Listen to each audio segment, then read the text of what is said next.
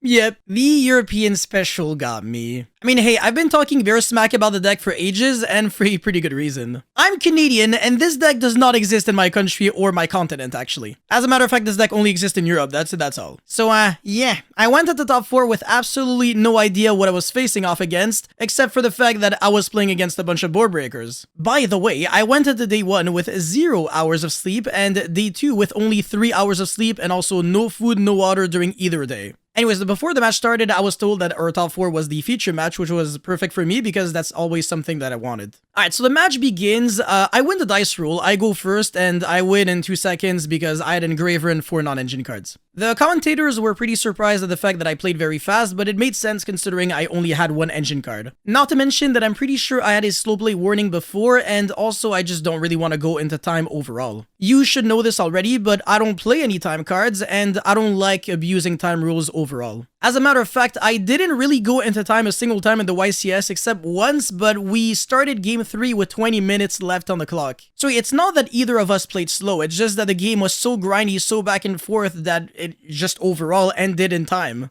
Anyways, back to the top 4 match. Game 2 was where I really messed up. So my hand had Molchemy, Ghost Ogre, Nibiru, and I drew into Valor as soon as my opponent normal summoned the Evil Seed. I have no idea what's even worth Valoring in that deck, so I just used it right away on the normal summon. I figured even if I used Valor in tandem with Nibiru, it might not work because my opponent has the Regulus and the Princess to negate combinations of hand traps. And also, you usually only hold your hand traps when you know exactly how to counter your opponent, which was obviously not the case for me. Anyways, my Valor on the Evil Seed was apparently correct according to what Julius said, because the engine is really good at beating Nibiru. Now, the next hand trap that I used was Ghost Ogre on the Aromaseraphy Jasmine, which was obviously incorrect because there was a Sowing in my opponent's graveyard. So I had no idea that Sowing had a graveyard effect, and I think I remember picking it up, and then Julius told me that it just special summoned a monster from the deck, so I kind of just stopped reading it. But I should have read 100% of its effect. I guess I just stopped reading it because my head was super dizzy, and honestly I had a lot of trouble focusing that game.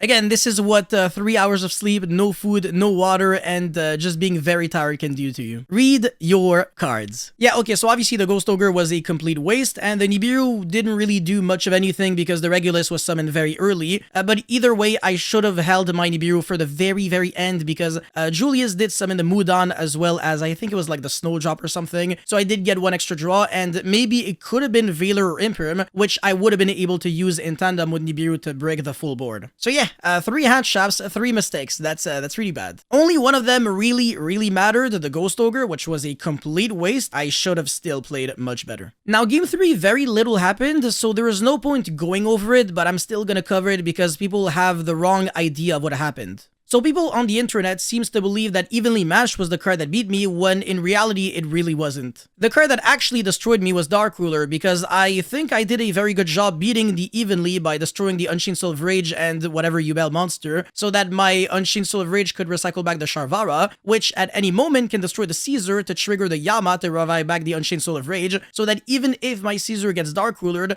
at least I still have an Unchained Soul of Rage to link off using my opponent's monster, then go into SP Lone Knight, and I also had the Fiendsmith engine in my graveyard as well as Errol Eater, and some Yubel cards to go into Phantom of Yubel, so I gave myself a very good follow-up. There was a line where I could have made double Omni-Negates in the form of DS Irae and Varudras, but the issue with that is that I wouldn't have had the Fiendsmith package and the Errol Eater in my graveyard. So in a world where Evenly resolves, and that would have been the case even if I made double Omni-Negates because again my opponent did have Evenly, Forbidden Droplet, and Dark Ruler, I still would have lost regardless of how I played this one out. Anyways, even though my idea with the Unchained Soul of Rage and the escape and everything was really good, I still should have destroyed my Sharvara when I revived back the Unchained Soul of Rage with Yama because, of course, the Sharvara locks me under Fiend only when it is summoned from the hand, so I couldn't go into SP Lone Knight using an opponent's effect monster. I could only go into Moon of the Close Sky, and even then, I tried linking off the Loci, and then my opponent told me, do you have a valid target for that? And I was like, oh shit, yeah,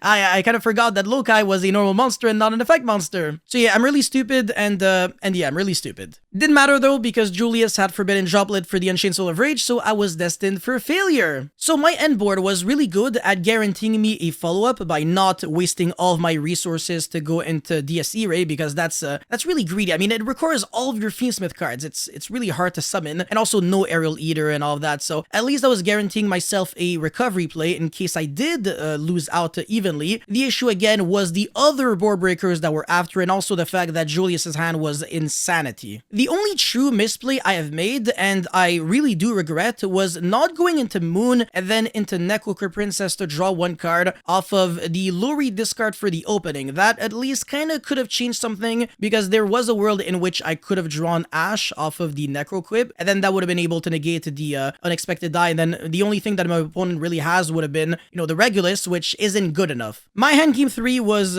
straight up awful, as I drew into a lot of weak cards such as Nightmare Pain, Grave Squirmer, and even the Fabled Luri wasn't necessarily great, and Imperm, it does absolutely nothing when it just gets even lead. But yeah, game 3 was still completely irrelevant, because in theory I should have 2-0'd Julius. Now, this just goes to show that with enough practice and with the right knowledge of my opponent's deck, I would have had what it takes to go into the finals. The finals just would have been another Yubel match, mirror match, in which I think I was extremely well prepared, because I went 5-0 against Yubel in the YCS. Now, once again, I want to clarify the fact that I am in no way mad or sad or frustrated at the fact that I lost. I'm super satisfied with my tournament experience, and this event just lit the fire inside me. I feel like this loss in my top 4 was the humbling experience that I needed, and reminded me that I am really just a normal human at the end of the day. I am very susceptible to making big mistakes regardless of the stakes. I learned countless things this YCS, actually so many that I can't really fit them all in one video, so I'm just gonna probably make another video concerning the right mindset and all the preparation it takes to perform well at events real soon, so stay tuned. Anyways, that's all I had for this video, guys. Thank you so much for watching. Don't forget to like and subscribe, and I'll see you guys very, very soon. Peace.